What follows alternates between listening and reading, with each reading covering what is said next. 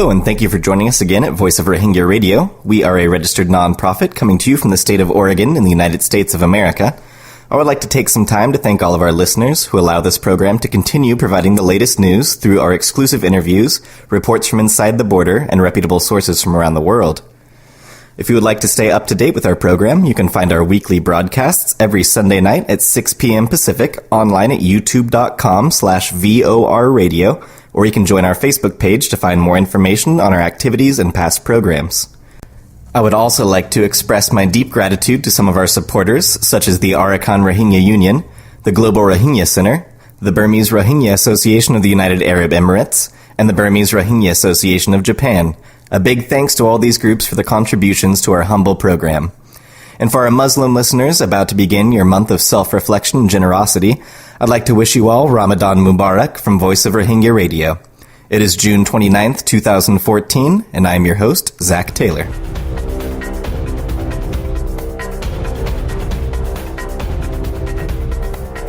Our first story comes to us today from Jeddah, where the Organization for Islamic Cooperation's Council on Foreign Ministers convened last week to discuss, among other things, the desperate situation afflicting the Rohingya and other Myanmar Muslims. The OIC's Secretary General expressed his grave concerns over the current situation in Arakan, speaking particularly of those in IDP camps and numerous Rohingya villages, among various other issues. He emphatically asked the OIC member states and the international community to work in concert and further increase their efforts and engagement with Myanmar, both multilaterally and unilaterally, to find a solution to the issues faced by the Rohingya people. The OIC Special Envoy to Myanmar stressed that a stepwise approach to diplomatic solution through understanding and dialogue is essential in finding a solution to the Rohingya issue. He underscored the importance of addressing the issues with development of a realistic roadmap with concrete ideas that will address the fundamental issues of citizenship and basic human rights. Several foreign ministers and special envoys, including those from Bangladesh, Turkey, Saudi Arabia, Egypt, and the United Arab Emirates, elaborated on the issue. The Director General of the Arakan Rohingya Union, Professor Dr. Udin, spoke on the dire situation on the ground, particularly the deteriorating conditions in IDP camps and the new developments at Nay Pyi Taw on Rohingya issues. Dr. Udin stressed that the willpower of the government of Myanmar is pivotal in addressing the Rohingya issue. He expressed his serious concerns over the continuous regression of the issue of reinstatement of citizenship and major human rights issues as new humanitarian crises are being created in Arakan. Dr. Udin added that citizenship and human rights are central to all the issues faced by the Rohingya people.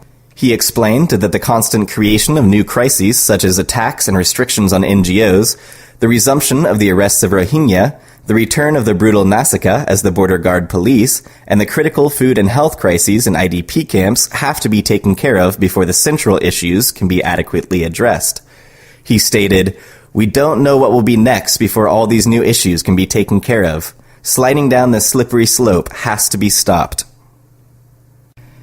I'd now like to bring you an overview of the Myanmar Muslims Genocide Awareness Convention that Voice of Rohingya Radio attended at the Los Angeles Convention Center last Saturday.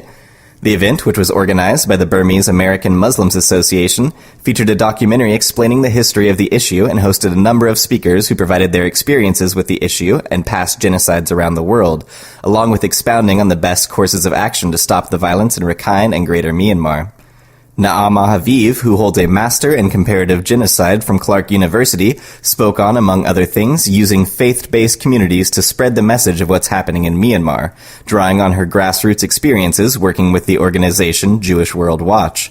Haviv encouraged the community to draw on the momentum of House Resolution 418 and push for a Senate resolution.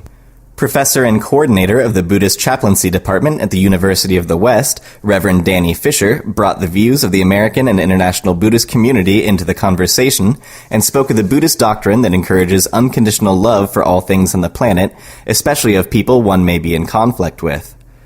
Dr. Thuy Maung, Christian Reverend for the Shan Mission, spoke on his recent experiences at a Kachin refugee camp where he captured footage of a bomb being deployed and injured refugees, as well as explaining the difficult situation for Christian minorities in Myanmar. Longtime humanitarian operative, founder and chair of Campaign to End Genocide, founder and president of Genocide Watch, and founder and director of the Cambodian Genocide Project, Dr. Gregory H. Stanton, offered his deep wisdom on the genocide of the Rohingya, drawing in part from his vast experience with the infamous Khmer Rouge Communist Party in Cambodia. He explained that while patience is necessary in times like these, international efforts can bring perpetrators to justice by legal means.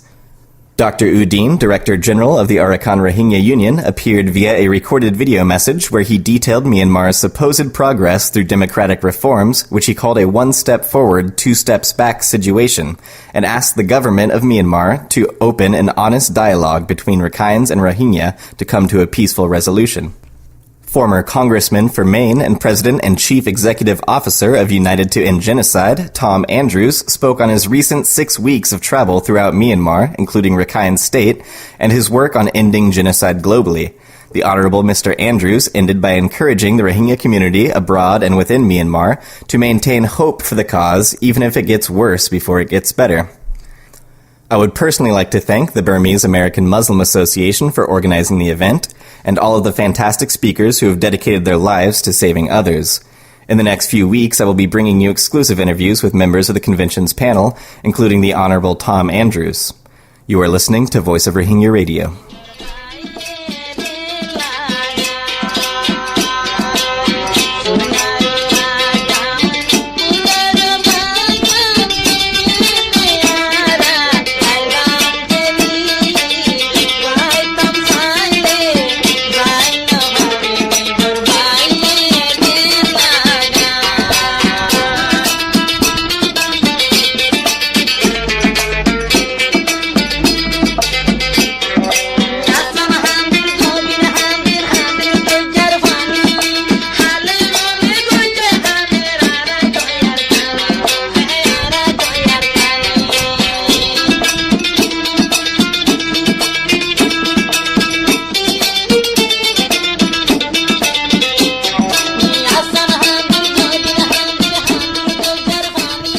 Thanks again for tuning in to Voice of Rohingya Radio, a registered nonprofit from the state of Oregon in the United States of America, bringing you the latest news on the Rohingya people of Myanmar. I am your host, Zach Taylor. Take Part News released an article detailing the crisis in Myanmar, which it defined as ethnic cleansing. It told the story of a 25-year-old Rohingya woman who came to Bangladesh a year and a half ago after Buddhist mobs killed her husband, father, and brother.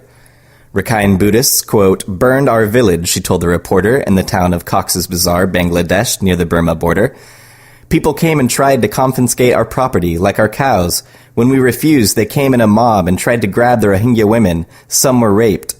She said her husband fought back and killed one of the attackers, and added that, military and others came to my house and called to my husband. My husband woke up and went out of the house, and they told him, you have to come with us for a walk. So he went with them. After a few days, I heard my husband was killed by them.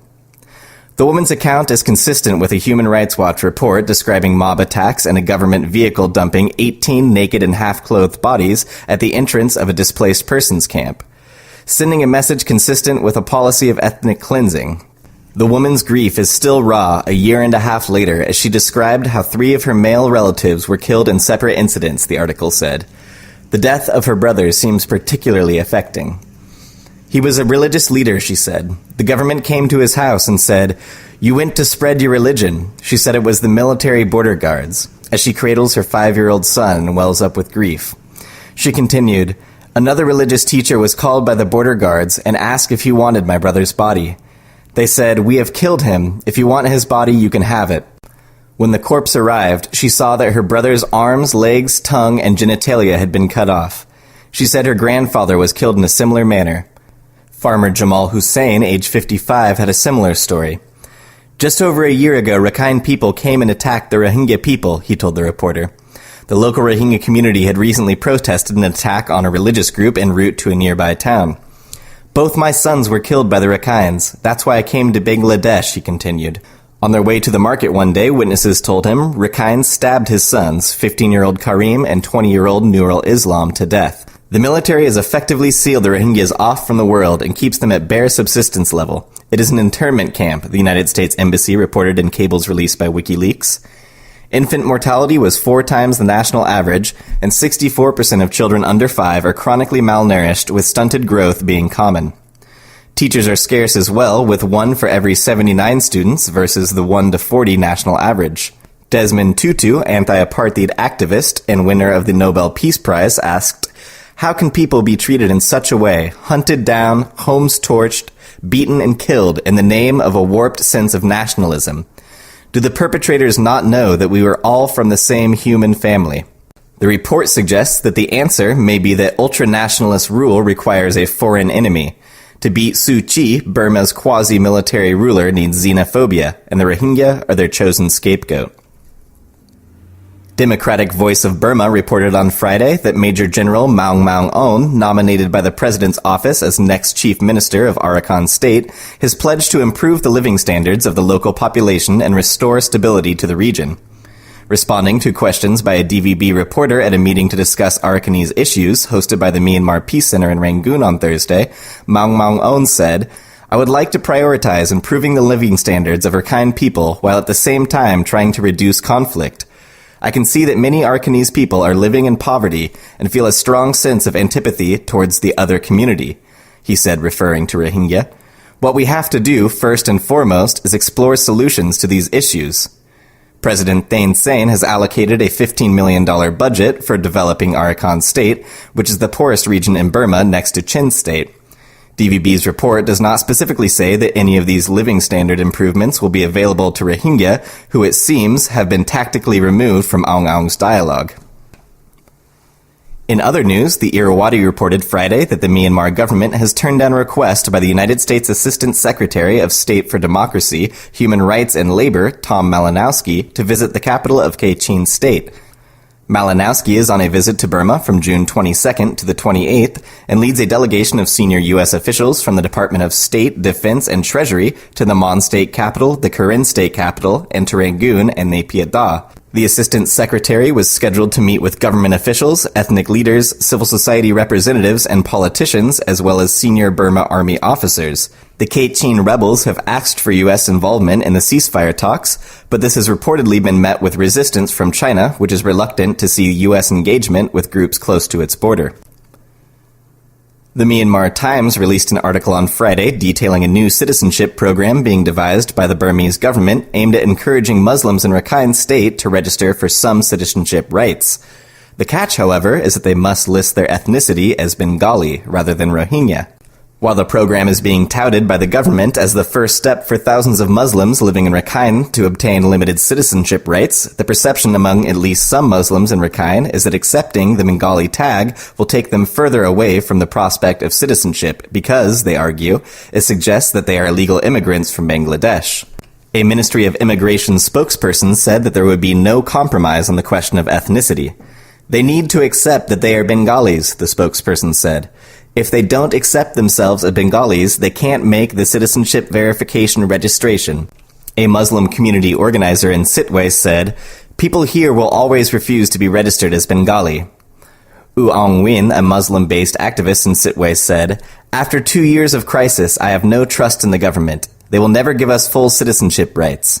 A member of the National Democratic Party for Development, a political party that describes itself as representing the Rohingya, expressed a similar sentiment. "They're trying to make every Rohingya in Rakhine State into an illegal immigrant," he said. "It has nothing to do with citizenship." U Kin Maung Mint, who is based in Rangoon, said he and other Muslim civil society groups have been warning the Ministry of Immigration that the citizenship verification program is flawed since the first attempt in 2012. He said it is wrong that Bengali is the only ethnicity offered. "We told the Ministry of Immigration that the form is wrong from the very beginning. Our people do not want to participate." Several observers, including U King Maung Mint, said that the process will only make the already tense situation in the state worse. "The authorities are essentially coercing the Rohingya to identify as Bengali, hanging access to citizenship over their heads, and it's bound to backfire," said Matthew Smith, executive director of the Thailand-based human rights group Fortify Rights. "This process contributes to a broader variety of abuses that are either destroying Rohingya or driving them to flee the country in droves." However, Rakhine groups say that the program is crucial for bringing peace and stability to the state. It is a necessity because it is the government's obligation to implement the 1982 citizenship law. I support their implementation, said a parliamentarian from the Rakhine National Party. All of the Bengali community should listen. Miant described the program as a waste of time. We would like to engage in practical issues, he concluded, not fictional ones.